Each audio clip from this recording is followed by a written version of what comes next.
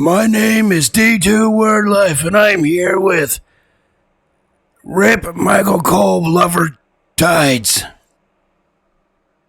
It's not that. I'm the C2 Michael Cole Lover. He was of him all time. And I will watch outside the ring. And today we are reviewing the 2012 Royal Rumble. And how come I sound like I smoked a lifetime supply of cigarettes? What the hell? I can't keep that voice up this whole review. You smoke too much, and it sounds like I smoke weed. And this is not very healthy for my throat. But anyway, D2 World Life here with Riptidz, and we're here to review the 2012 Royal Rumble. And, God damn, that hurt. I'm sorry, doing the laryngitis voice. Not good for your throat. Right? Yeah, I'm gonna hate when I make us review the fucking People Power one. Oh, God. Fucking Over the Limit, Over the Limit, when it was John Cena versus Big Show. Or Cena versus laryngitis. Yes. God, that match is going to suck, and it's gonna suck Mark and laryngitis' voice at that event, but we're not talking about that one.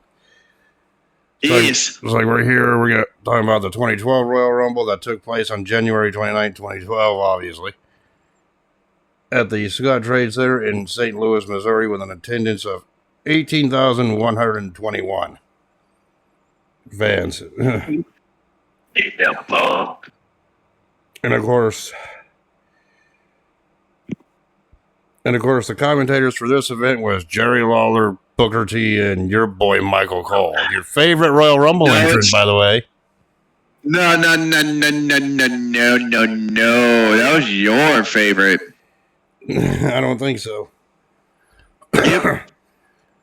Oh yeah, and before we get started, shout out to the dark match that took place prior to the show, and that was Yoshitatsu. Remember that guy? Defeating Heath Slater in a singles match. Now that we got that out of the way. Anyway, the show opened up with, the hype video package hyping up this event. And we have the first freaking match of the night, which was world champion Daniel Bryan defending against Big Show and Mark Henry in a triple threat cage for the world title. They did show, and the backstory for this one is that Mark Henry was world champion, and then Big Show defeated Henry for it, and then Daniel Bryan cashed in, ending Big Show's reign at like 40 seconds. At the TLC 2011 show. Yeah, and then I guess the few weeks prior to this, Big Show was chasing after Bryan, and Big Show accidentally nailed AJ Lee at ringside, ran right through her, and then proceeded to beat on Daniel Bryan the week following it, saying, "Oh, what happened to AJ Lee was an accident, but what I'll do to you will be on purpose," or whatever was said. Or something, right? Yeah, he said what I did was by accident for AJ, but what I'm going to be doing to you at the Royal Rumble will be on purpose, you pompous ass. So all three combatants came in the ring, of course. The story was like, how is Daniel Bryan going to survive a cage match with these two big behemoths? All right. Yep. Anyway, he does it. He gets squashed. End of story. Goodbye. We're not at WrestleMania 28 yet.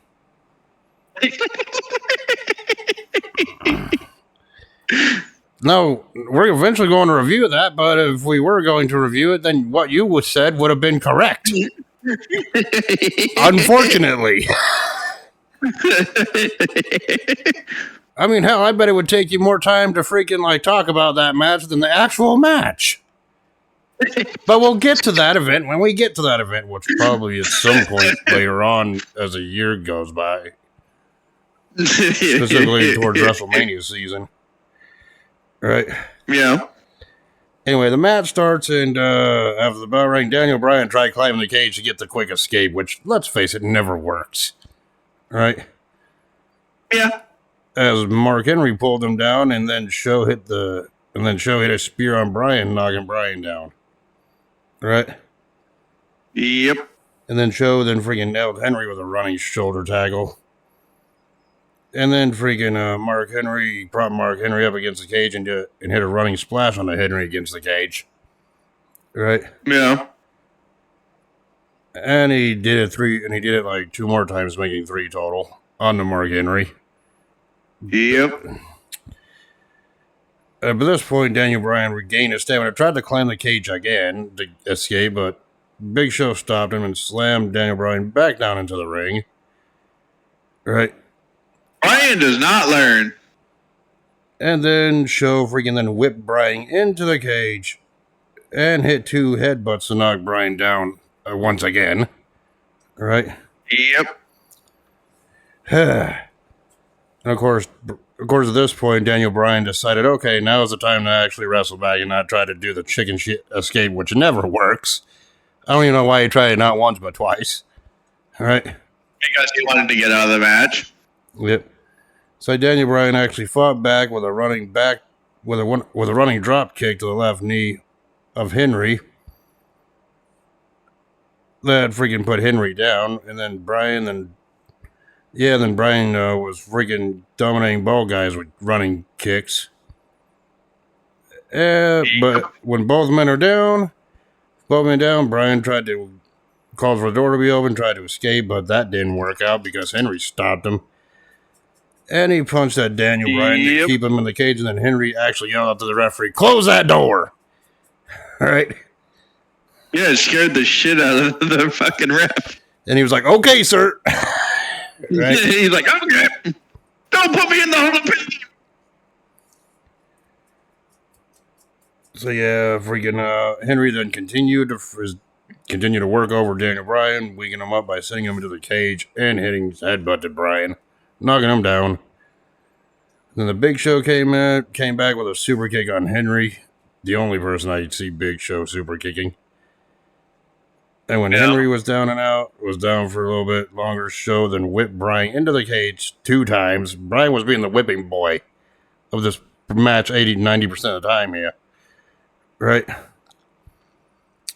going to say 94% of the damn match. Yeah, and then freaking Big Show hit Bryan with a body slam into the ring, knocking him down even more. And then Big Show then freaking headbutted freaking Bryan, knocking him down again. Once again, Daniel Bryan's getting just whipped and beaten here. Yep. And then Henry got back up to his feet. Yeah, then Henry was back up to his... He came back up and nailed freaking Show with a clothesline, I think. Or was it Bryan? I'm not sure. Either way, Henry back up and hit a clothesline, I think, on Show. Knock him down. And then Henry freaking averted his attention and whipped Bryan into the cage once again. But Bryan ducked. But then Bryan ducked and actually ducked a charge by Henry, and then Show got hit with a spear by Henry. Inadvertently or not, Show got nailed with Mark Henry's spear. Right? Yep. Which Bryan tried to sneak in for a friggin' pinfall, but Henry stopped it. Or Big Show had a spear on Henry. Okay. Big Show had a spear on Henry, and then Bryan hit the 2 count. Big Show hit the spear on Mark Henry. Yeah, that's what it was. I don't know why I get confused sometimes on this shit. Right? Because it was 2 meaty men slapping man meat. Okay, fine. One freaking tower hit another tower, and one small guy tried to take a win. Right? To dumb it down for you. Right? So yeah, Bryan tried to get the sneaky pinfall, but Show stopped it. And then Show hit 2 clotheslines on the Bryan, knocking him down. Then freaking Bryan suffered another 2 whips into the cage, plus a kick to the face. Right? Yep. by Show, and then Big Show then freaking did a signature taunt, signifying that a choke slam was coming up, which the fans cheered for, which I don't get why he did that. Yeah, I understand fan risers, but you're just telling your opponents what's happening, what's coming, right? Yeah. It's kind of like the friggin' 3 count that McIntyre does these days for the Claymore kick. Why even bother? You're just alerting your opponent of what's coming, right? Yep. Yeah, and then Big Show then sent Bryan into the turnbuckle, but Bryan fought back with a tornado DDT on the Big Show. Right? Yeah. Yeah, and then freaking Daniel Bryan actually put the crossface on Big Show, known as the label lock, whatever you want to call it, but Henry broke it up. Right? Yeah. But Henry broke that up. Big Show, I don't see Big Show tapping in this one either. Anyway, he's too big of a giant, right? Yeah. Yeah, then freaking Henry then picked Bryan up for the slam, but Big Show then did the KO punch, putting Henry down, right? Yeah. Yeah, and then Big Show went to pin freaking Mark Henry, but Daniel Bryan broke up the pin. And that's when Sneaky Bryan decided, oh shit, now's the time to climb up the cage, because, yeah, Big Show's going to murder me at this point. Right? Some more. Am I right?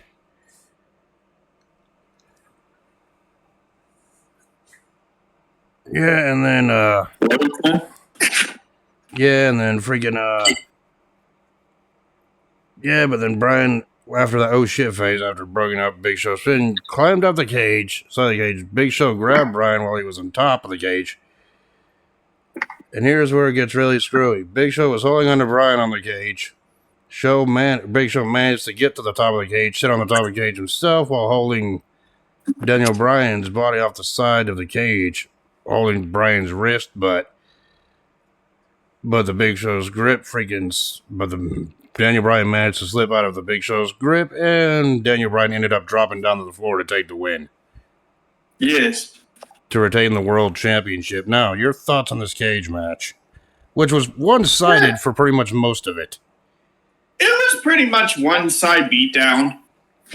With the squirrely champion still finding a way to leave with the belt.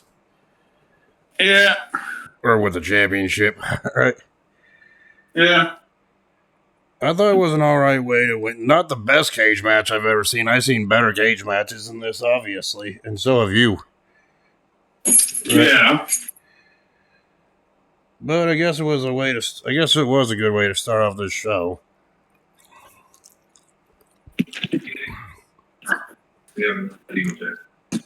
Anyway.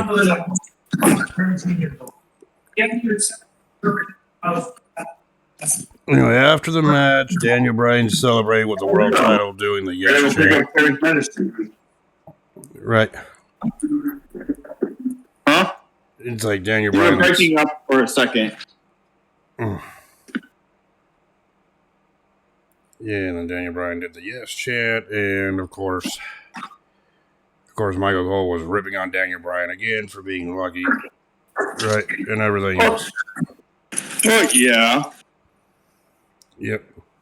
Well, Michael Cole always ripped on fucking Daniel Bryan. Yep.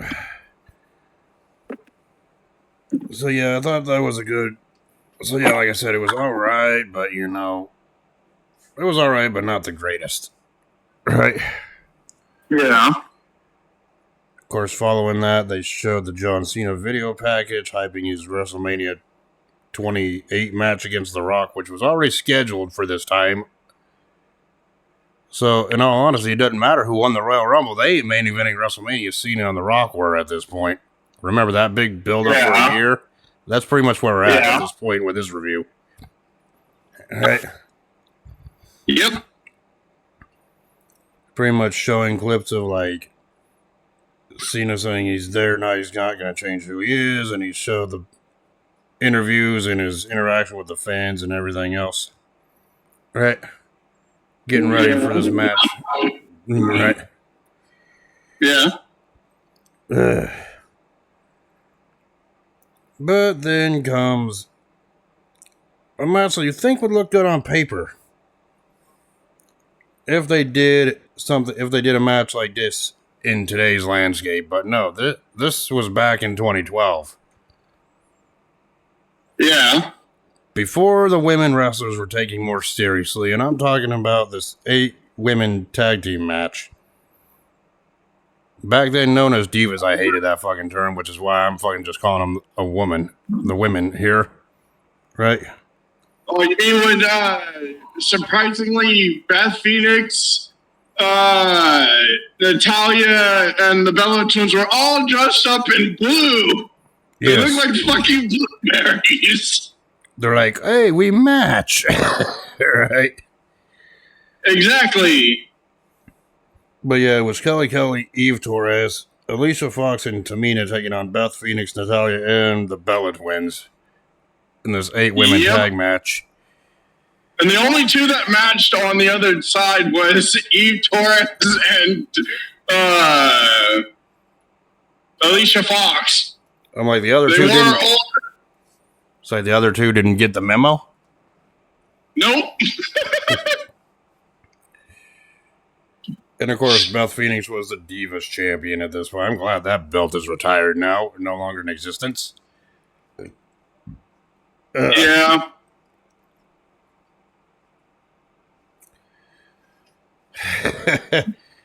And it was kind of, and this one, in fairness, it was kind of hard to tell the Bella Twins apart because this was before Nikki Bella had, enhancements done. I'm sorry, but that's the only way you can tell them apart. Implants. Enhancements, implant, you know what I'm saying. Right.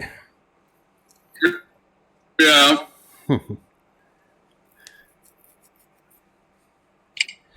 Anyway, the match started off with Natalia and Tamina battling each other, with Tamina freaking trying to battle Tamina with a shoulder tackle. Then Tamina came back with chops and a headbutt for a 2 count. Right? Yep. Eve got tagged in, did the standing moonsault on Natalia, which she was known for doing that. And then Natalia came back by beating down Eve and taking her to the heels corner here, or her corner there, right? Phoenix tagged in. Yeah. Phoenix tagged in and hit Eve with a clothesline. But then Eve freaking fought back, went for a senton attack, but Beth got her knees up to block it, right? Brie got tagged in with a, it's like Brie got the tag in, did a freaking kick on Eve that didn't really look that devastating at all. And you know what? She also fucked this one up. How can you make the most devastating move in all of wrestling history look weak? By having Brie apply that chin lock. That was crap. The Wrestling Bios guy would be really disappointed at that one. Am I right? Yeah, because his favorite move, the chin lock, was disgraced. It didn't really look that good. That hold looked sloppily plied in, if we're being honest, right? It was Brie Bella that did it. So fucking, it was Brie modified. Yep.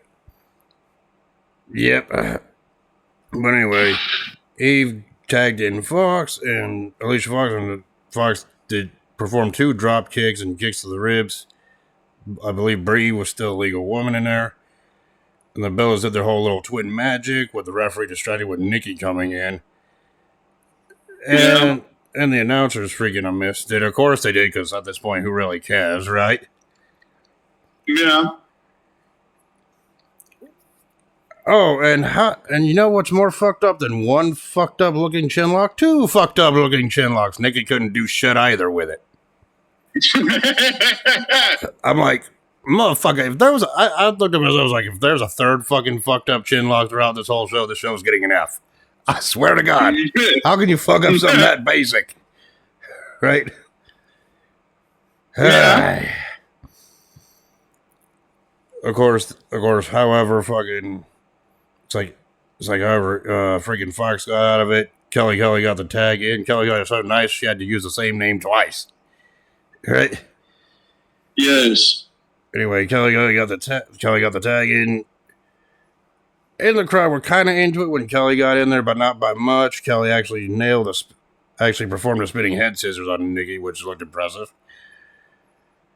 Yeah. And then Kelly did do that. Kelly did hit a handspring back elbow for a 2 count on Nikki as Bree made the freaking save. And then freaking all the women got into the ring to fight with each other, and it spilled out to the floor because of course it did. We're talking about a women's match in 2012. It's going to end in chaos and short. Right? Yeah. And all the women got into a fight on the outside, and then Kelly jumped onto all 7 of the women, knocking them down. Right? Yeah. Yeah, and then Nikki then sent Kelly into the rope, back in the ring. Phoenix actually tagged herself and actually slapped Nikki in the back hard, it looked like. Right? Yeah. And then Phoenix then freaking nailed the Gland Slam on Kelly to get the win. Yep. Your thoughts on this match? That was interesting. I'll tell you that what though, an 8-women tag team match in this day and age, shit, this match would have went on a lot longer than like 5.5 fucking minutes. Yeah. And it probably would have been one of the highlights of the night, but no, not back in 2012 it wasn't.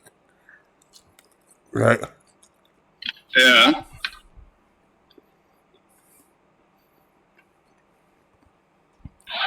It kind of felt like something you'd see on frigging Raw, to be honest. Yeah.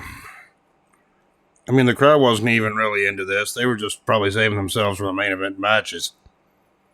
Right? Yeah. Of course, after that match, before the next one, they did show a clip from Raw where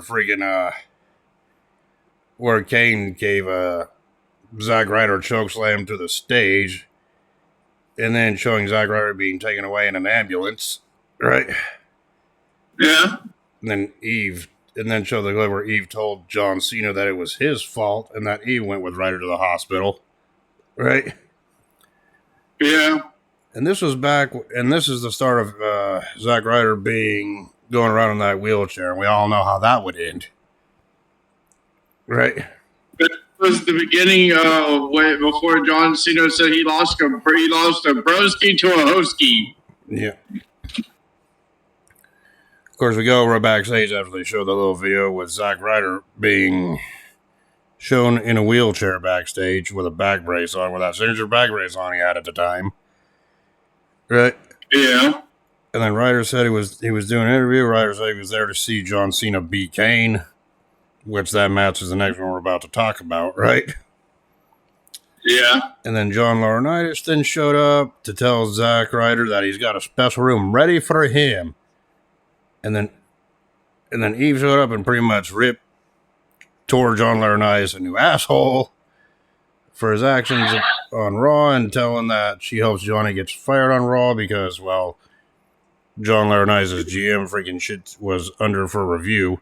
We'll talk about that later before the WWE title match. All right. Yeah. And Eve and Ryder went to that locker room. All right. Yeah. Of course, the next match was John Cena versus Kane. First time they fought each other one-on-one on pay-per-view.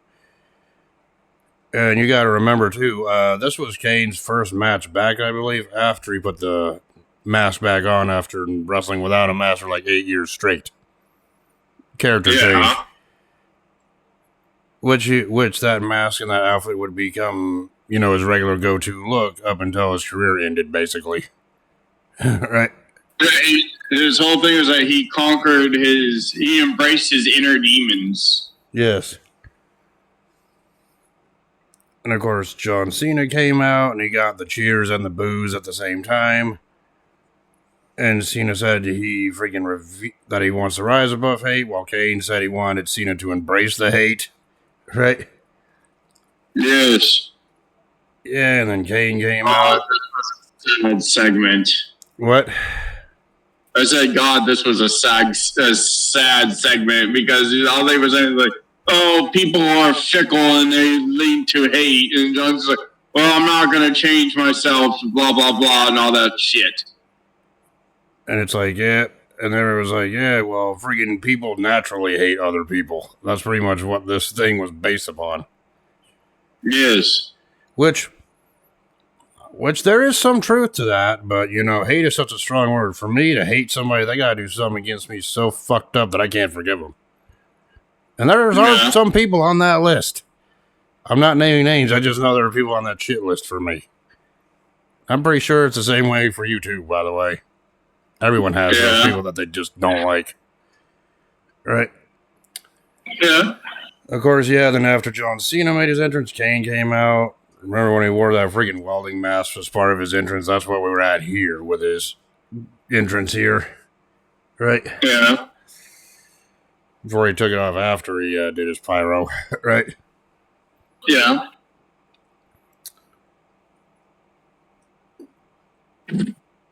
Yeah, and then the match got started here with Cena running to a back elbow from Kane. And yeah, that's when the crowd went wild with the whole "Let's go Cena sucks" chants. Right? Yeah. Of course, and Cena worked over Kane, trying to weaken him down with punches, followed by a clothesline over the top rope to the floor. We're not in the Royal Rumble, but that's our first glimpse of what that Royal Rumble was about, right? Yeah. Anyway, Kane followed that up with an uppercut to Cena out on the floor, right? Yeah, then Cena then fought back and whipped Kane into the steel steps as the crowd were decisive doing those Cena sucks, Lesnar Cena chants once again. Right? Yep. Back in the rings. It was like when those two got back in the ring, Cena tried to go for a FU or AA, whatever you want to call it, but Kane fell on top of him, thus reversing the move. Yeah. Yeah, then Kane freaking wore Cena down with some punches, kicks, and even hit a running low drop kick. Right? Yeah. Yeah, and then Kane and Cena both exchanged punches with each other, following that with the crowd going boo and then yay, back and forth. Obviously, Cena got the boos, Kane got the yay chants, right? No, it was the other way around. Kane got boo and John Cena got yay. Well, whatever. There was a boo and yay chant. And then Kane hit an uppercut to Cena, and he went for the pinfall, which resulted into a 2 count. Yep. Yeah, then Kane hit a suplex on Cena. And then freaking Michael Cole on commentary was sucking up to Jordan Laurinaitis, which that was annoying as hell to hear. Right? Of course. All he did was back then was suck up to him. Yeah. Yeah, and then Kane then applied the most dangerous move in sports entertainment, the chin lock to Cena. See, Bella Twins, that's how it's performed. Of course, Cena fought out of the chin lock, because, you know, he has a chin made of steel, you know, but then Kane freaking squashed that momentum with an uppercut, setting Cena back down. But then Cena freaking still battled back regardless, and Cena then attempted to go for a bulldog, but Kane avoided it by sending Cena across the ring, down and out. Yeah. Of course, Cena, the persistent John Cena still fought back and still came back with a neck breaker across the top rope. But then Kane came back again with another punch to the face of Cena. And Cena was down again. And then Kane tried to apply that claw finishing move that he started using at this time. And Cena tried to fight off, but Kane took him down to his knees. You know, but then Cena then countered it into the STF submission hold. And did Kane tap out here? No. Kane actually fought out of it. and hit a sidewalk slam onto Cena. Yep. Then Kane went to the top rope. They had a signature clothesline to Cena from the top rope. And at this point, fans are actually cheering Kane while someone with a sign that said "Embrace the Hate" was shown on camera. And pretty much telling what this whole story was about. Yeah. Of course, Cena then fought back and actually nailed 2 shoulder tackles and a spinning slam on a Kane. And of course, Cena freaking reversed it and reversed Cena's momentum by choking him, and then Kane got back up with a boot to the face for Cena for 2 count, right? Yep.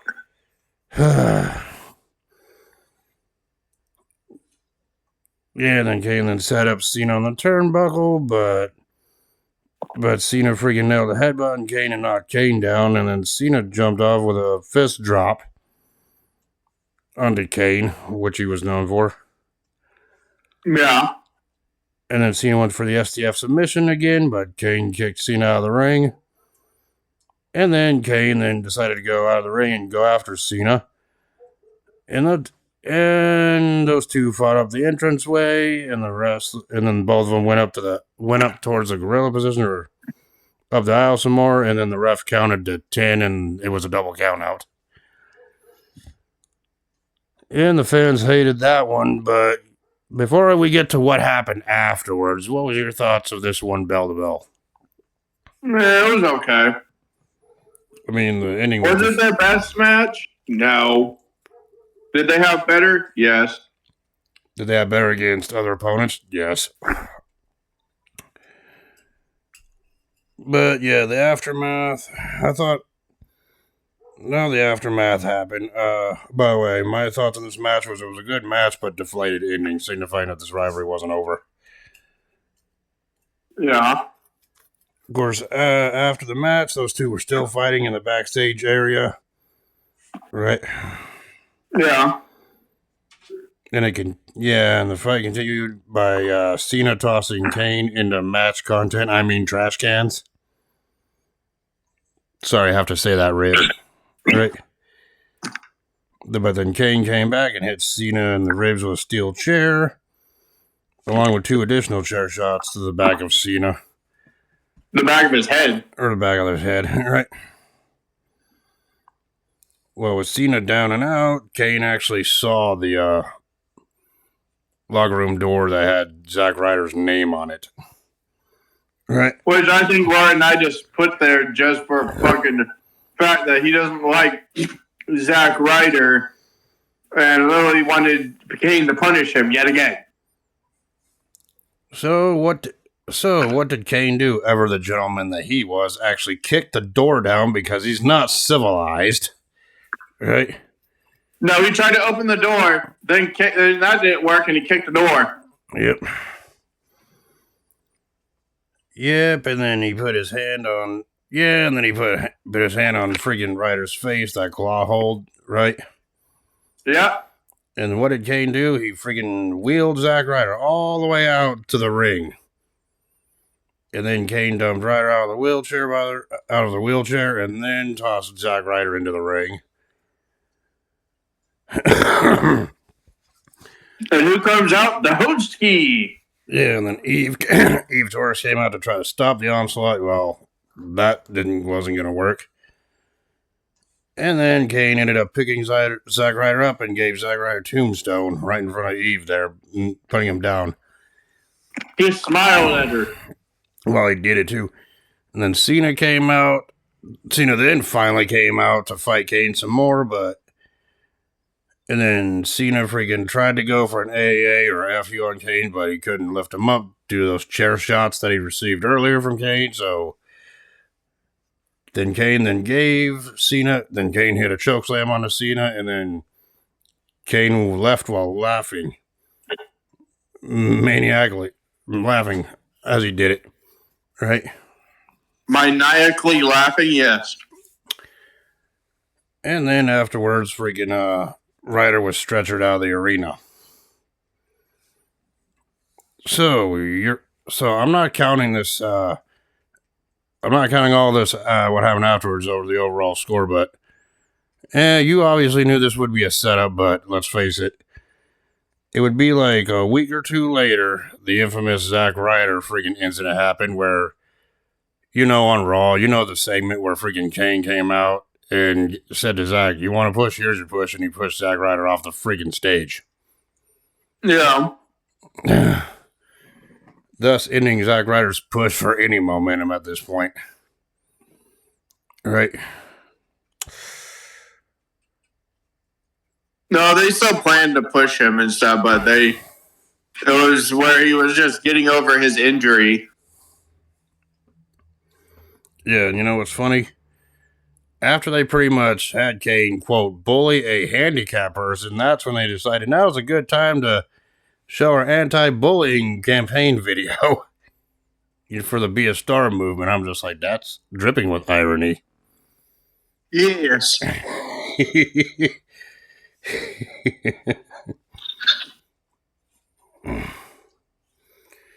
And then they showed The Rock's video package, had it hyping up his WrestleMania 28 match with Cena, just like they did with Cena earlier in the show.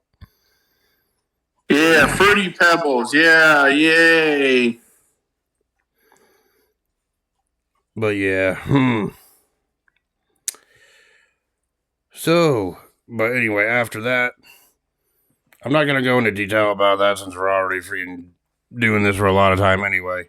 We still got a lot more to go. I'm not going to describe The Rock's freaking like stuff like I did earlier for Cena. That's why I said, oh, yay, Fruity Pebbles. Yeah. We get prepared for our next match, which wasn't even announced on the card. It was impromptu, and goddamn, it was your favorite match of the night. It was the funniest match of the night, yes. Of course, Drew McIntyre made his entrance to the ring, and you know what? I ain't gonna diss on this. I actually like Drew McIntyre's Broken Dreams theme song that he had back then. The theme song was good. Drew McIntyre back then was a dick. I wish they'd bring it back. Well, Drew McIntyre now is a bigger asshole dick, but at least he can back up and actually win matches. And he looks like a shit brick house now. Yeah, I said, back then, he was a dick. Yeah. Now, he's an asshole and a dick. Yeah. But, this is 2012 Drew McIntyre we're talking about. So, Drew McIntyre made his entrance to the ring, and his opponent for the night was introduced as Brodus Clay. With the Funkadactyls. The only member of that freaking stable that had any benefit in today's wrestling world right now is Naomi. Yes. But anyway, the next match was Brodus Clay versus Drew McIntyre, your favorite match of the whole show. Yeah. No, it was your favorite. And then right when the match started, the freaking the fans chanted Funkasaurus for Brodus Clay, right? Because, he was supposed to be the kid-friendly, funky fucking dance gimmick, which never benefited anybody. Yeah. The McIntyre tried to hit repeated clotheslines, but Clay no-sold them just like you do in 2K. That's my one per video. You have more than one per video. And then McIntyre hit a headbutt to the chest, but Clay didn't freaking sell that either. Instead, Brodus Clay hit a belly-to-belly suplex across the ring to McIntyre and a quarter splash to McIntyre. Then Clay hit a running cross body block called the What the Funk win for the pinfall win. This match was shit. And his theme song, Somebody Call My Mama. It's like, sorry, man. That just freaking, this match was crap. It was better off being a squash on SmackDown. Yeah. Well, it was a squash then and it's a squash now. Now, say we get Brodus Clay with that gimmick nowadays facing off against the modern day Drew McIntyre. Yeah, it'd be a squash, but the result would be a whole lot different. With McIntyre being the one to win. Right? Nah. So yeah, this match sucked, if you can even call it that. Yeah. Now on to the semi-main event. But yeah, I'm just pointing this out for a fact. It's funny back in 2012 seeing a future Royal Rumble winner and champion getting squashed in the manner that he did. We all know who I'm talking about. Yes. But anyway, let's go on to the semi-main. And the video package for this one was, champion CM Punk defending against Dolph Ziggler, with Laurinaitis as a special guest referee. I decided to step aside and let another ref take over. And Dolph Ziggler only got this opportunity because he pinned CM Punk in a non-title gauntlet, in a gauntlet match where whoever pinned freaking Punk got the win. That's And because John Laurinaitis fucked over CM Punk. Yeah, and then Laurinaitis said he'd be the referee, and then he said, and he even admitted to Mick Foley on Raw that, yeah, he was intending to screw freaking Punk out of the championship. And, of course, that's when the announcement was made that the following night on Raw after this Rumble, Triple H was going to evaluate John Laurinaitis as the general manager, and if he does a crappy job, he would get fired, which ultimately didn't happen. Yes, the beginning of fucking people power. And this is just my tidbit. I think when Triple H was going to come out to evaluate freaking John Laurinaitis and X-Line Raw, that's when Taker came out face-to-face with Triple H one more time to challenge him for the Hell in a Cell match. Right? At WrestleMania, but that's beyond me. That's just me. I think that's where that whole feud started, but we'll review that match when we get to Mania 28. Right?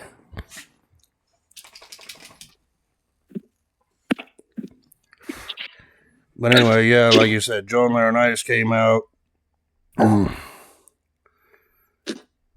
and pretty much said that he ain't going to be the referee. He's just going to be the enforcer on the outside of the ring.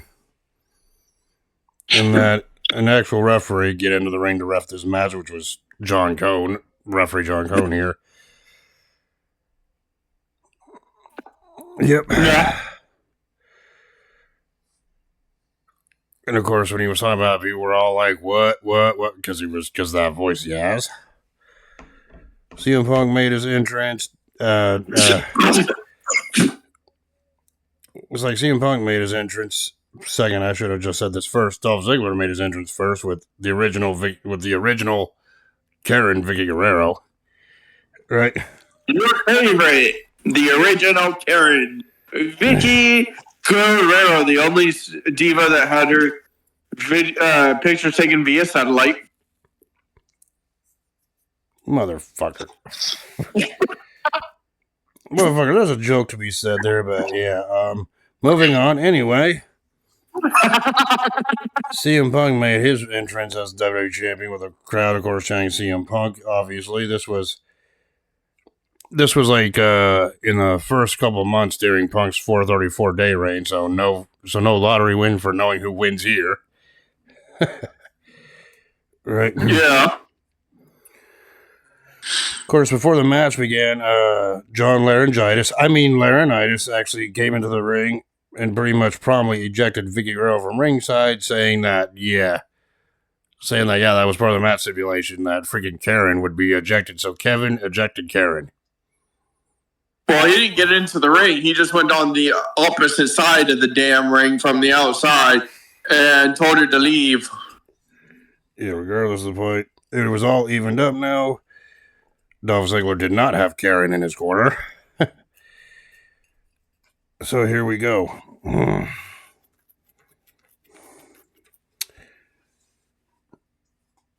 So yeah, those two start off quickly, and then Punk actually managed to get a roll up on Ziggler early for a 2 count. Right? Yeah. Of course, after a lockup, Punk actually kicked Ziggler in the legs, twice in the legs, and then did a leapfrog, and Ziggler did a leapfrog spot, I should say, and then Ziggler held onto the ropes. Obviously, but then Punk got a sunset flip pin attempt for a 2 count. Right? So we're not ending it that early like that last match. Right? Yeah. Can you imagine if that was it? Short after all that hype, shortest match ever. And then Punk went for an armbar, but Ziggler managed to get to the ropes before freaking Punk could apply that hold fully. Yep. So Punk ended up hitting freaking elbow shots to Ziggler's ribs, followed by a suplex across the top rope, with Ziggler going out to the floor. Right? Yeah. Yeah, then Punk did hit a suicide dive to knock Ziggler down, back down to the floor, and then once freaking back in the ring, Punk went up to the top, and Ziggler swatted Punk's legs and knocked Punk down. So technically, I guess you could say that Ziggler was a dick to CM's Punks. Right? Yeah. For this one, if you technically wanted to. Yeah. Ziggler then nailed a neck breaker, and he followed that up with like, what, 4 or 5 elbow drops to the chest of Punk, leading into the most devastating hold, the chinlock again. That's like 3 matches where we've seen this move applied, by the way. Yeah. And then Punk then hit a belly to back suplex to get out of the chinlock, right? Yep. And then Punk nailed Ziggler with chops to the butt, with some chops, and then Ziggler freaking fought back and jumped onto Punk's back for the sleeper hold, but Punk got away with that, and then Ziggler then hit a drop kick onto Punk for a 2 count. Right? Yeah. Ziggler then went for the Famouser, who caught him and then hit a spinning power bomb onto Ziggler for a 2 count. This match was pretty much back and forth at this point, right? Somewhat, yeah. Yeah, and then Punk went on the offense, which led to freaking him hitting Ziggler with a neck breaker. And then Punk freaking charged with a knee. Yeah, and then Punk then freaking hit a signature freaking knee in the turnbuckle, followed by the running bulldog onto Ziggler. Right? Yeah. Yeah, and then Punk had Ziggler up on his shoulders, was assuming to get it to do the GTS, but Ziggler got out of that and hit a catapult into the turnbuckle for Punk. Right? Yeah. But the Punk saved himself, and Ziggler countered into a cross body block for a pin for a 2 count. Of course, Punk then managed to fight back with a roundhouse kick to the head of Ziggler for a 2 count as well. You really couldn't tell who had the momentum here because it could have gone either way at this point. Yeah. Then Punk hit a body slam, and then Punk went up to the top rope while staring at Laurinaitis down there. Then Punk dropped off the top rope and hit an elbow drop onto Savage. Or not Savage. Ziggler for a 2 count while the crowd was chanting Randy Savage. What the hell? When the fuck did Savage get brought back? This was like, what, nearly a year after his passing? I don't know, was his ghost in this match? Apparently so. Jeez, I'm slipping over my goddamn words, okay? It wouldn't be the first time and it won't be the last. Am I Quit correct? drinking. That's the funny thing is, I don't drink anymore.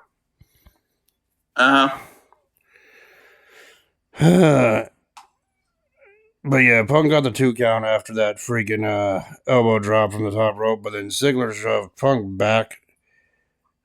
But then Ziggler fought back and actually shoved Punk back first into the referee, who bumped down on the floor, right? Yep. So yeah, the referee's gone down a crucial point in the match here. Of course, Punk then fought back and actually locked the Anaconda Vice submission hold on Ziggler, who was tapping out, but Laryngitis did not see it, considering he was checking on the referee on the outside. Well, no, he saw it. He just ignored it and just kept checking on the ref because you could see that he saw him do it. He just was trying to screw him over without technically screwing him over. Yeah, and the announcers talked about how Punk just got screwed. Well, there's one person who knows about being screwed, that's Bret Hart, so. At least we didn't have that kind of an ending here. And you. We don't need to talk about that. Of course, Punk yelled at John Laurinaitis, who was checking on the referee. And then Ziggler tried to go for a zigzag or something, but actually, no, he didn't go for a zigzag. He went for a roll-up, which Punk reversed into a roll-up of his own for a visual 3 count, but there's no referee here. 4 count. Or 4 count, 3 count, 4 count. It could be a 20 count, but yet there was no referee still. Yep. And Laurinaitis rolled the referee, John Cone, into the ring, but the referee was still down and out. So Laurinaitis got into the ring, so Punk yelled at him. And Laurinaitis reminded the Punk that he was the referee also. And then Punk had Ziggler on the shoulders for the GTS position, but yeah, freaking Punk span freaking Dolph Ziggler around on his shoulders, which caused Dolph Ziggler's legs to kick Laurinaitis in the head now in the ring. Yep. And then Punk hit the go to sleep. I just thought that Punk hit him in the back of the head. Yeah. Then Punk then hit the go to sleep onto Ziggler. And the referee was still down on Laurinaitis on the floor. And then Punk was yelling about how he beat Ziggler 3 times already at this point. Yeah. And Punk told Laurinaitis the next GTA is for you, clown shoes. Yes. Which I'm pretty sure you found funny, right? Yeah. And freaking so Punk picked up Ziggler for a 3rd time to go for a GTS, but freaking Ziggler reversed it into the Famouser, made famous by Billy Gunn. Yep. And then freaking Ziggler covered Punk, and the referee actually finally got up and counted 1, 2, Punk kicked out. Right? Yeah. And Ziggler was like, what else he gonna take for me to win here, right?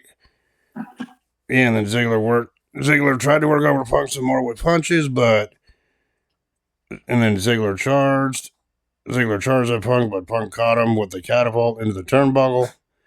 Then Punk hit the 3rd go to sleep, or hit the go to sleep again, for either the 2nd time or the 3rd time, and then pinned freaking, and then when he went for the cover, referee John Cone and Laurinaitis went to the ring to make the count for the 3. Thus Punk retains the championship. Punk caught him reversed the slingshot to his own slingshot, hit him into the top rope, to the top turnbuckle, caught him after that, used the 3rd GTS. Yep. Then went to pin him, and then John Laurinaitis decided, I'm going to make sure that I'm going to look like I'm making sure that there are things that I might screw up. And then he decided, nope, I'm just going to count 1, 2, and 3. Yep.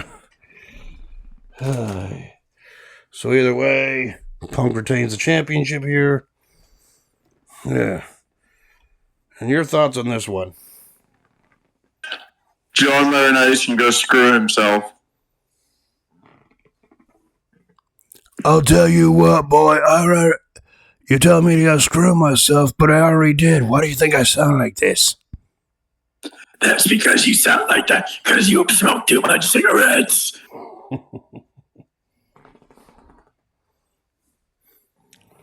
I have you know, you are absolutely correct. Wait, what?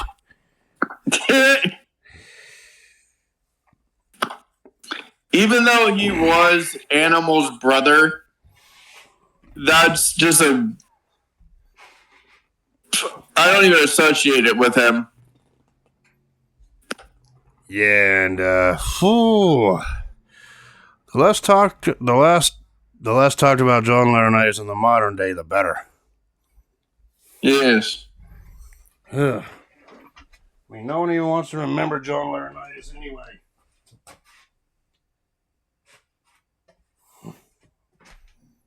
Of course, after the match, Laurinaitis grabbed the championship and handed it over to the referee, who handed it back to Punk.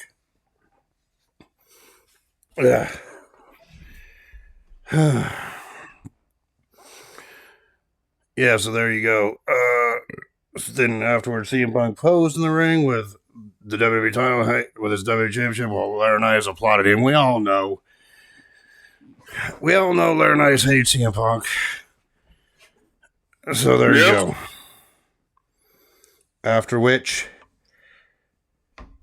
the commentators were hyping up the main event, which was the 2012 Royal Rumble match, with their whole by the numbers video that aired. Yeah. Like they do every year. They always update that every year with the new stats, right? I just love how back then they were like, oh yeah, number one, a huge disadvantage. Well, time is not on your side, but number one produced the same winners as the number 30 spot, which they even alluded to. Yeah, there was 2 winners from the number 1 position, Shawn Michaels being one of them. I'm just like, who was the other one? Oh, you can't talk about that. But we all know we can. Chris Benoit. Yeah, and that'll be for a future video.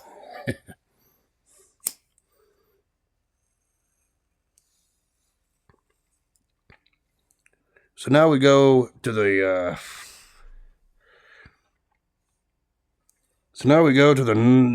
2012 Royal Rumble match, and this one's decisive, but not as controversial as the one we reviewed last week. You know what I'm saying? Yeah. But just like the Royal Rumble match that we reviewed last week, which was the 2015 edition, this one also featured The Miz coming out as number 1. Right? Yes. So The Miz was the first entrance into the Royal Rumble match, and he did a promo of how awesome he is and how he's going to prove his doubters wrong, that he'll win the Rumble from number 1 and that he's not intimidated by being number 1, and that he was going to main event WrestleMania for the 2nd year in a row. And I'm just like, oh God, no. Even though in hindsight, even though he didn't, we all knew that possibility back then felt real, and we're like, no. Seeing this live at the time, right? When he said that. Yes. And who comes out? Alex Riley. Now, I just think it would have been funny if R-Truth came out as number 2. I'd be like, we got to repeat from last week. 100%. Right? Yep. But no, number 2 was Alex Riley, so close enough. And after a little bit of a scrap, The Miz easily threw Riley out in about 45 seconds in. Yeah. So, it's like, number 3 came out, and that was R-Truth. So we basically got set me free. So yeah, just like the 2015 Rumble, there was a period of time where The Miz and R-Truth were the only 2 in there, right? Yeah. And and those 2 went at it for about a good minute. And then number 4 was Cody Rhodes. Oh yeah, and you gotta remember, R-Truth and The Miz recently broke up from their tag team at this point. Yes, the awesome truth. And yeah, number 4 was future 2-time Rumble winner Cody Rhodes.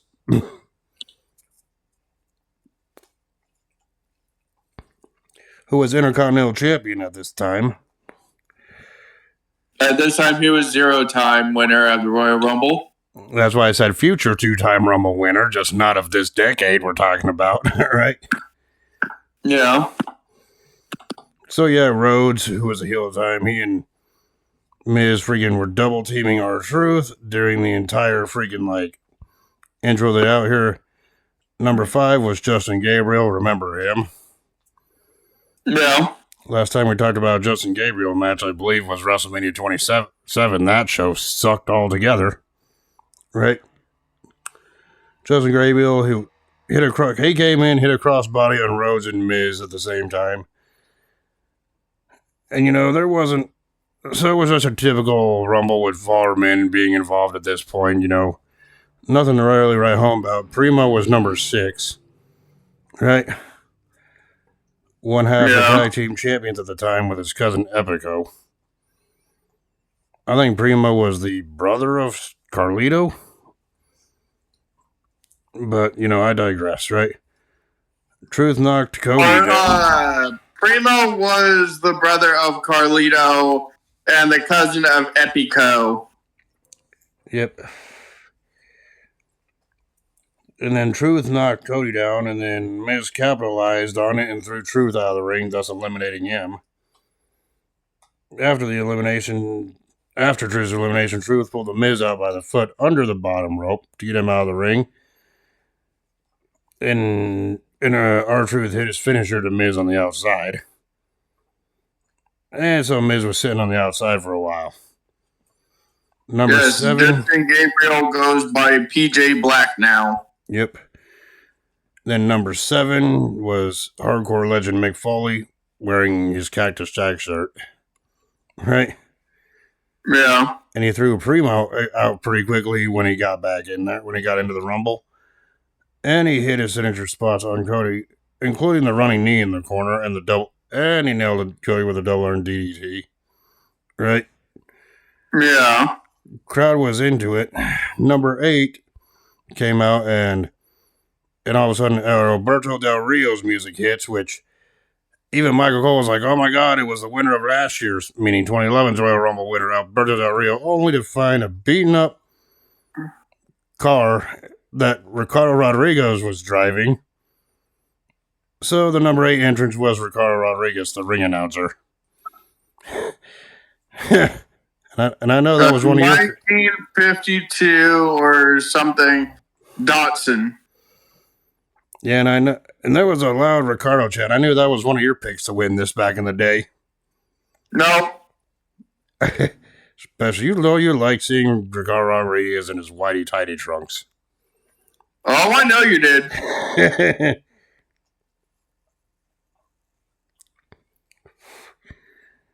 And of course, Ricardo did team up with Foley to throw out freaking Justin Gabriel, so out he went.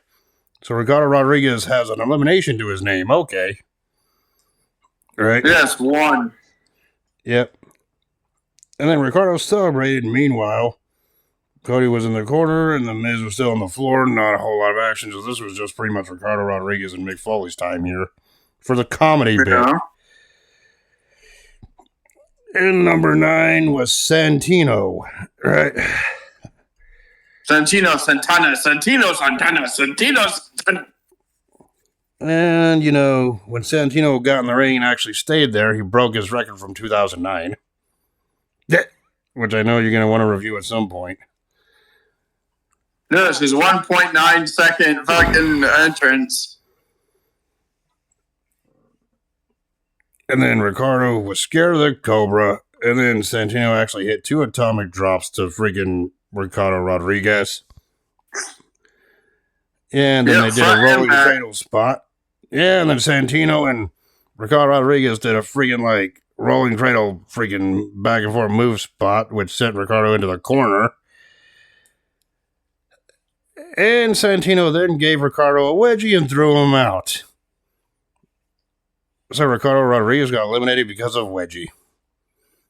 You're like, bye-bye, whitey-tighties. Wait, what? No more business for you. And there goes your pick to win this. Nope, there goes your pick. Back in the ring now, Foley took out Sago and Santino took out the Cobra. For a massive stare down, Epico came out as number 10. And then Santino gave him the Cobra, and then Foley applied the mandible claw on the freaking Epico and eliminated him within 20 seconds after getting in the ring. Yes. So Epico was gone. Yep. And of course, we got to talk about the stare down once again between the Cobra and Saga, where Mick Foley and Santino both locked up their freaking hand puppets. Yep. In an epic battle, the biggest, most important battle in Royal Rumble history. We will never know the winner. Because freaking Foley and Cody Rhodes freaking attacked, or The Miz and Cody just like Jerry Lawler said, they heard of the rock and sock connection. It's the snake and sock connection. Yeah, but that was short-lived. Freaking Miz attacked Foley, Cody attacked Santino, and Cody actually eliminated Santino, but hey, at least Santino knew he'd last longer in this one than he did in 2009. And then freaking Foley went after Miz, but Cody snuck up from behind and eliminated Mick Foley out of the ring. So Mick Foley was eliminated following Santino's, right? Yeah. It's like number 11 then came out, which was Kofi Kingston, the walking Royal Rumble highlight reel at this point. And he knocked both the Miz and Cody down and hit a boom drop on both of them. Yeah. And then Cody came back, went back on offense and nailed a drop kick to Kingston. And then they did the countdown for number 12, and all of a sudden Jerry Lawler's music hit, signifying that Jerry Lawler was the 12th entrance. Mind you, Jerry Lawler was one of the people we discussed doing commentary too, by the way. I'm just like, oh god, this is starting a trend. All right. Yep. So Jerry Lawler got in, took his jacket off, revealing he had his ring gear on under it like he usually did. Right? And then Lawler got in the ring and he hit a fist drop on the Miz rather easily. And then Rhodes battled Jerry Lawler back, and Rhodes battled Lawler, and Lawler got eliminated by Rhodes. Yep. Oh yeah, and keep in mind, when Lawler got back on commentary, keep this in mind, Michael Cole of all people said that, God dang it, Jerry, you're an announcer. Announcers should not be in the Royal Rumble. That'll come back to bite him later, right? Yeah. Number 13 was Ezekiel Jackson. Remember that guy? Yeah. The personification of domination. Yeah. So after Jerry Lawler was eliminated, he returned back to the announcer's desk, commentator's desk, to finish his commentary job for the night. Then Ezekiel came in and hit power moves on everyone, including a side slam onto Kofi Kingston. And then number 14 came out, future WWE champion Jinder Mahal. Do not hinder Jinder. Don't hinder the gender. Of course, Jackson waited for him while Mahal took his time to get in the ring to get all of his gear off, ring gear off, and everything. Entrance gear off, I should say, and then Mahal hit a knee on Kofi Kingston, followed by a neck breaker on Jackson. And then, number 15 came out, and it was the Great Khali. Yep, the Punjabi Playboy. It's like Great Khali went in there and hit some chops on Mahal, and then threw him out of the ring, eliminating Mahal in the process. Yep. Yeah, and then freaking Khali then threw Ezekiel Jackson and eliminated him easily. Right? Yep.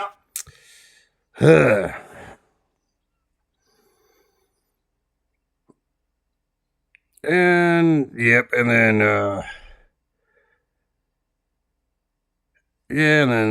Lawler said Khali is his favorite to win. Khali never fucking won any of these Rumbles.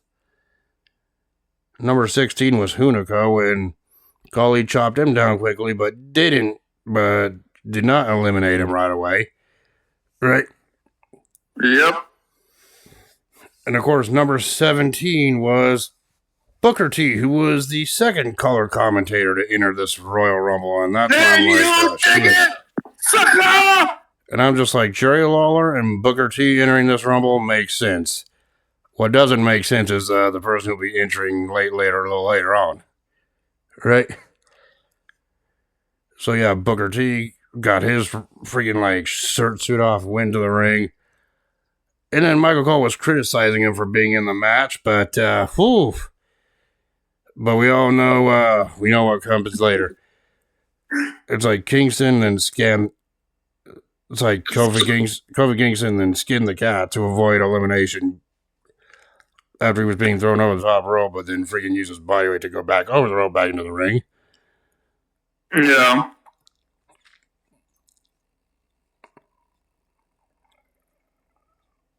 Yep. But no, I think this was the one. Actually, no, Kofi Kingston was out on his hands on the outside, but did a handstand to get back into the ring. Whatever. So yeah, so Kofi Kingston once again avoided elimination by doing a handstand and going all the way back to the ring steps to avoid elimination at this point. Yep. Huh. Number 18 then came out, and it was Dolph Ziggler. You know, we just talked about him losing the WWE title match. So that's the second time we're seeing him on this pay-per-view. Yeah, and after a bit of action, Royal Rumble action, the typical Royal Rumble action, number 19 came out. It was a surprise entrance, and it was the first winner of the Rumble. Of the Royal Rumble, which would be... Jigsaw! It was the Ho! Jim Duggan. There was a USA chant for Duggan. Yes. Jim Duggan. That's what I was saying. Yes. And sorry, when I heard his theme music, the only thing I can think about was our 2006 Rumble review, since we're doing a Royal Rumble show. All right. Of course, Jim Duggan didn't last too long in the Rumble. He had a fair showing, got no eliminations though, and he got eliminated by Cody Rhodes here, right? Yeah, and then a bunch of guys in the ring teamed up to throw out the Great Khali and Booker T at the same time, right? It was Cody Rhodes that took out Khali and Booker. Yep. And just when you think this Rumble couldn't get any worse, your favorite wrestler. That's not my favorite. Cole. Fuck you. Your favorite wrestler in his orange jumpsuit. Oh, God, no. Jesus. Yes. It's like, Jesus, yes, Michael Cole was number 20. This is bullshit. And he's a hypocrite saying announcers shouldn't be in the Royal Rumble. Yeah, and he's your favorite wrestler. Yes, and then right when his music played, which, let's face it, it wasn't his theme music, it was just the Raw theme music at that point, he took off his suit to freaking reveal that awful orange singlet.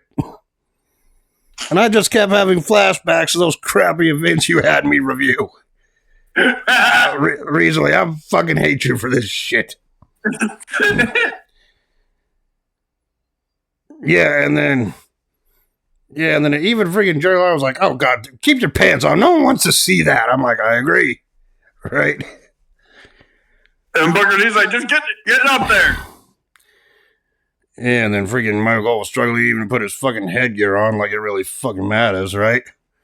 Yeah, he got in the ring. He got in the ring.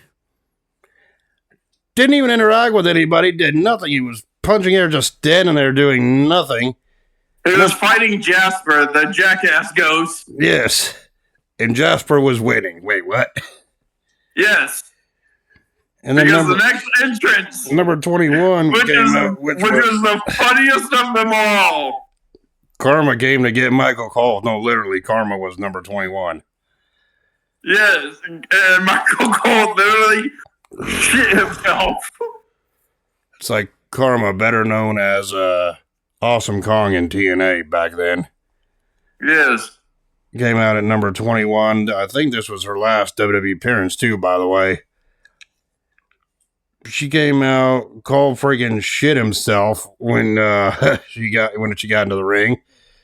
Cole was like, got over the top rope, goes, nope, Actually, no, at first, Karma freaking nailed the clothesline on the Michael Cole staying down. Karma got into the ring. Michael Cole was shaking, kind of, shitting himself. Yes. Then she freaking clotheslined him, and Booker T's like, well, she's getting at him like a chicken wing. She's going to eat him. Yeah, and then after that, freaking, Michael Cole went over the top rope by him, put himself over the top rope, was staying on the apron, trying to beg Karma off, and then that's when Jerry Lawler and Booker T got out from the announcer position and ripped Michael Cole down off the apron, eliminating him. Yep. And thank God I was into that bullshit. Right? So yeah, that was... and then Hunuko tried to fight Karma, and then Karma eliminated him as well. Right? And this was after freaking Dolph Ziggler got in Karma's face. And she hit Karma with an implant buster on Dolph Ziggler with the implant buster. Finished her move. But then Buster, you mean Buster? Yes. Whatever. I can't talk for shit today. We discussed this earlier. I don't even know why the heck I'm doing a review if I can't talk for shit today. Right? Yes. Of course, Dolph recovered and threw Karma out. Right? Yep. And number 22 was Sheamus. Hi. And of course, Sheamus was built as a fan favorite to win the Rumble match this year. And, but yeah, Sheamus came in, eliminated Cody. So we're down to freaking Miz, Ziggler, and Sheamus. And Sheamus dominated the others. At number 23 was another surprise entrance, Road Dogg. I honestly forgot Road Dogg was even involved or was a special entrance in this 2012 Rumble. Right? Yeah, well, you wouldn't know until his theme song hit. Exactly. Yeah, and then Road Dogg hit some signature punches on Rhodes. I don't even know what. I think Sheamus went after Rhodes. He didn't eliminate him. Sorry, my bad, right? Yeah. And then Road Dogg freaking hit a pump handle slam on Miz. And the crowd was chanting, "You still got it," at Road Dogg. And then right when because the fans were chanting that, Michael Cole on commentary was like, "Yeah, the fans were chanting that to me too when I was in there." And Jerry Lawler was like, "No, they weren't, because you never had it." Which made me laugh because he never did. But anyway. Yeah. But anyway, number 24 came out. It was a young Jey Uso and I, with Jimmy right next behind him. So 24 was Jey Uso making in this Rumble. Yeah, knocked the hell out of fucking Road Dogg. Yeah, and I hate to say this, but Jimmy Uso back then in 2012 when he was getting his pretty much start in WWE versus Jey Uso now, that's a big difference. Yeah. In the 13 years since this Rumble. Back then, Jey Uso looked like a typical creator wrestler on the default like creator wrestler on any WWE video game with the way he looked. Yeah. Now he looks like his own main event superstar, which he does. Right? Well, they had long hair back then, so. Yep. So yeah, it's like yeah, Jey Uso hit a corner splash on the Road Dogg, putting Road Dogg down. No eliminations. It wasn't a splash. It was the running hip that Rikishi did. Yeah. Or, the hip that Rikishi did that. Umaga did that. Yes. Yeah, that's what it was. Number 25 came out, and it was the back then U.S. champion Jack Swagger. Right? Jack off is more like it. Which no one really cared about, right? Yes. Host We the People. Yeah. Yeah, this was pre-We the People. Yep. So the legal participants right now were The Miz, Cody Rhodes, Sheamus, Swagger, Jey Uso, Road Dogg, and Ziggler. With Miz being in there the longest at this point. Yeah. Number 26 was Wade Barrett, better known as Bad News Barrett. Right? Yeah, and then Barrett got the ring and eliminated Road Dogg easily. Yep. And Ziggler then hit the famous her on Jey Uso, but didn't eliminate them all. Lucky number 27 was David Otunga. Remember him? Oh God, he didn't even fucking wrestle. Royal Rumble. Yep. But number 27 was David Otunga. Matt. It's like David Otunga. David Otunga. Oh, manga. What the hell? Oh, you said Otunga. Otunga. What the hell? What is Otunga? What the hell are you listening to? This Rumble's got me janky. Wasn't really that good. What the fuck? What? So, yeah. It's like, yeah, and the commentator talking about David Otunga being undefeated and being a lawyer. No one cares. Right?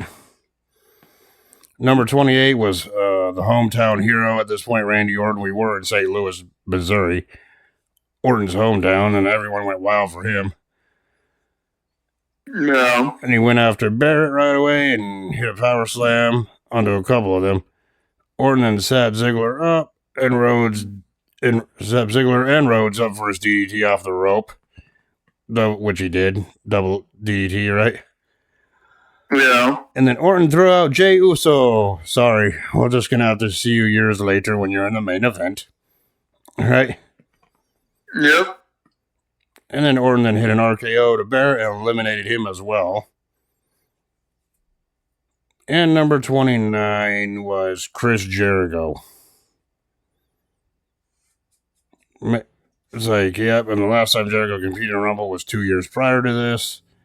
Well, this is when Jericho came back. This one, Jericho just returned after typically about 18 months away or a little over a year away or however long it was. Yeah. Maybe a little over a year away, this was his return. Even though he returned a couple weeks prior to this. Everyone thought Jericho was going to be the winner of this. It made logical sense, but we'll get to what happened afterwards.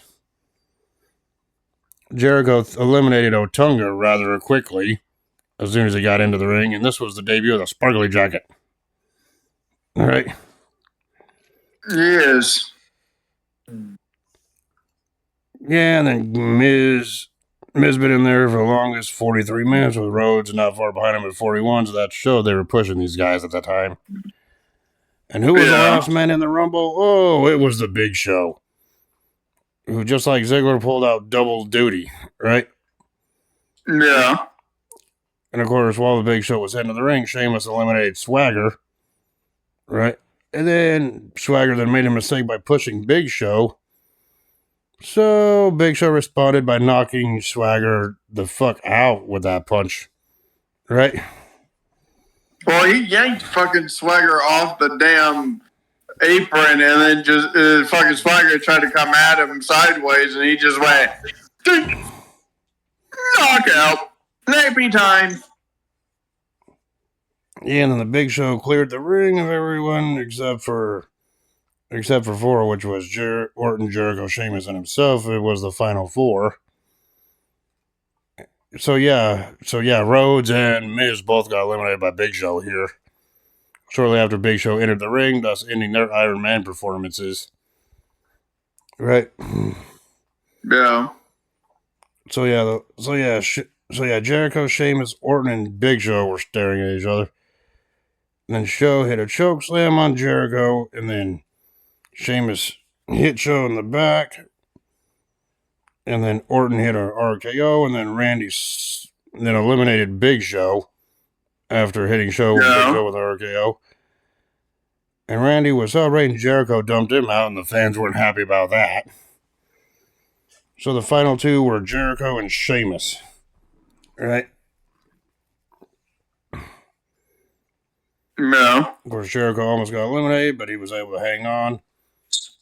So Jericho then hit a missile dropkick on Sheamus, but Sheamus fought back with an Irish curse backbreaker. Blackbreaker? What the hell? I meant backbreaker. Goddamn, I'm tripping over my words here. Think before you speak. Ah, God. And then he hit Jericho and then Sheamus then nailed Jericho with a Celtic cross. Of course, Jericho fought back and hit a clothesline, but over the rope, but Sheamus hung on. And then Sheamus hit his springboard dropkick, and once again, Sheamus hung on.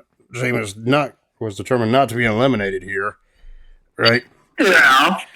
Then Sheamus got back in the ring with a shoulder block over the rope. Then Sheamus went for the bro kick, but Jericho avoided it and put Sheamus into the walls of Jericho, even though we all know that would not win the match. But he did it anyway to weaken Sheamus some more. And then Chris charged in. Chris charged that freaking Sheamus. But then Sheamus then reversed it with a back body drop to Jericho, but Jericho held on to the top rope. Right. Yep.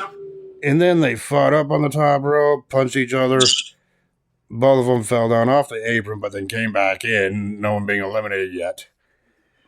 Yeah. And then Jericho then nailed the code breaker, hit a code breaker on the freaking Sheamus. Went for the pinfall, but just like Randy Savage did to Yokozuna, but back in '93, but that was not how you're gonna win the Rumble, pal. Right? Yeah. Yeah, and then Jericho almost eliminated Sheamus yet again. Jericho even slapped Sheamus in the face a few times. Sheamus, that really pissed off Sheamus. And he missed the bro kick, but because Jericho moved. Yeah. And then Sheamus tried to throw Jericho out, but Jericho held on to the rope, Shawn Michaels style, got back onto the apron, right? Well, he also hit him with the code breaker. So, yeah, but either way, Jericho at this point got up on the apron. And freaking Sheamus then freaking nailed the bro kick to Jericho. And that's in Jericho crashing to the floor, giving Sheamus the win. So, well, yeah. after Sheamus bro kicked him. Yeah, that's what I meant. Sheamus bro kicked freaking Jericho off the turnbuckle or ring apron to win the Rumble. Yep. Your thoughts on the Rumble? Hall of Fame status. Like I said. Trash. Hall of Fame. But yeah, the winner of the 2012 Royal Rumble, controversial or not, is Sheamus because the reason I say it's controversial because there's people like you that say that Sheamus deserved this 2012 Royal Rumble win, which he was a great wrestler. I'm not disagreeing with that. But there's some people like me that felt he should have won it a different year. Like maybe the following year, because 2012 was Chris Jericho's year. Everyone knew that going into this event. And I guess Jericho was originally being the one booked to win the Rumble, but last minute, Vince McMahon decided, let's just have Sheamus win it because Jericho winning is too predictable. Yeah. I'm like, okay, why didn't they have that mindset when it came to the Roman Reigns experiment, which failed? Like, literally 3 years after this, we reviewed that last week. Am I right? Yeah. So, yeah, I'm not saying that Sheamus' win is a trash win. I'm just saying, it could have happened maybe the following year, or hell, even 2014 or 2015 could have been Sheamus' year. Not 2012, though, but, you can't really go back and change what's in the past. You can only freaking talk about it in the current day. So now we go on to our favorite portion of the review podcast here. Like I always say, and that's our rating system at the end for these matches. So yeah, Daniel Bryan defeating Big Show and Mark Henry in that triple threat steel cage match to retain the World Heavyweight Championship. I gave that one about 3 3/4 out of 5. 4. Won the best cage match, but it was serviceable. I still say Big Show should have won that with Mark Henry, but... Yep. Beth Phoenix, Natalya, and the Bella Twins defeating Kelly, Eve, Alicia Fox, and Tamina in that 8-woman tag team debacle that only lasted a hair over 5 minutes. I give that one about 2.5 out of 5. 3.5. You enjoyed it more than I did. John Cena and Kane battling each other to a double countout. I give that one 3 out of 5. 4. You only give it 4 because of post-match angle.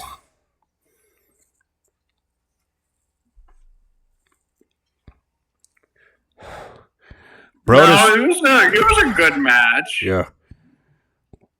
Yeah, but the ending kind of really drew the air out of the event. Brodus Clay defeating Drew McIntyre in that squash match. 0 out of 5. 4. You know you're lying to yourself when you say that. No. Goddamn, I disagree 100%. That's a 0 out of 5. But like I said, if it was modern day Drew McIntyre versus Brodus Clay, it'd still be a squash with McIntyre winning, but the score would still be a 0 out of 5. CM Punk defeating Dolph Ziggler to retain the WWE Championship. Yeah, I give that one about... Okay, I'm going to be honest. I liked it more than I originally put, so I'd give that one 4 out of 5. I give it a 4.5. Yep. It would have been better without John Laurinaitis. Or John whatever. And Sheamus winning. Laurinaitis. Yep. And Sheamus winning the 2012 Royal Rumble match. 5. I give that one freaking, it's like I gave that one 4 3/4 out of 5. 5. And I'm only saying that not because Sheamus won, but because Michael Cole. Come on. I can't give the match a full 5 out of 5 because Michael Cole's in it. I give it a 5 out of 5. So yeah, for me it's a 4. It's like 4 3/4 out of 5. My No, final you grade. you give it a 5 in your heart because you're either your favorite wrestler, Michael Cole.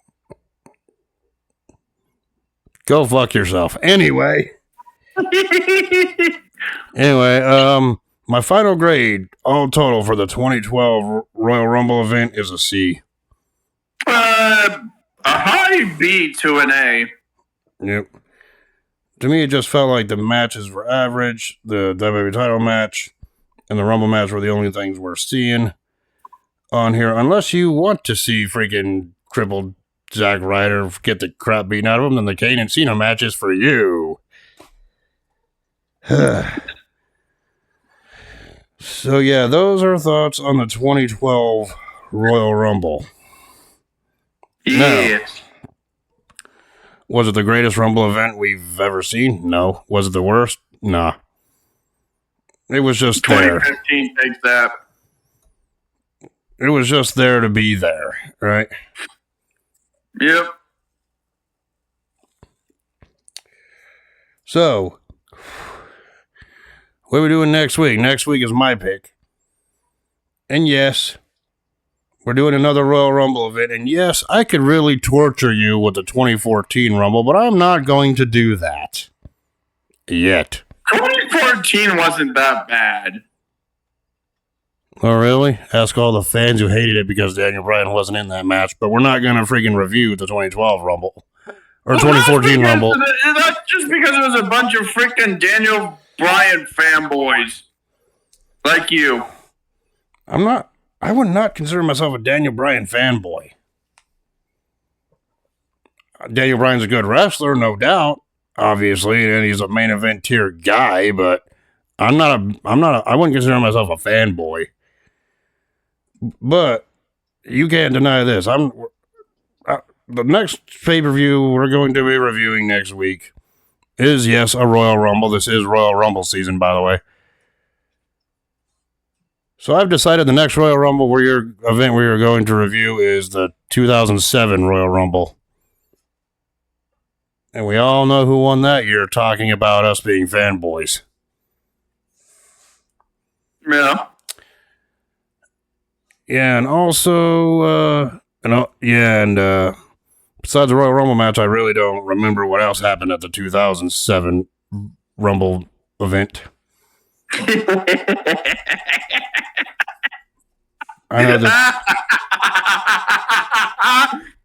I know the 2007 Royal Rumble was the final Royal Rumble match appearance for the controversial figure who won the 2004 one. I know that. Right? You'll see. So, yep. Next week we'll review it. So next week will be the 2007 Royal Rumble event. So until then, we will talk to you all later. Peace. Also, here's a little hint for the next week after that. The main event is, well, not the main event. The beginning of the show is who loses in 18 seconds. Oh, motherfucker. Yeah. Oh, fuck me. Well, that'll be 2 weeks from now, and I think we all know what he's referring to. I think it has something to do with connection for this event that we just talked about. As a matter of fact, I think I'm looking at the logo right now on this picture I'm looking at. So, next week we'll be doing the 2007 Royal Rumble, followed by his not-so-secret event the following week. So, yeah, anyway, we'll talk to y'all later. Peace. Deuces.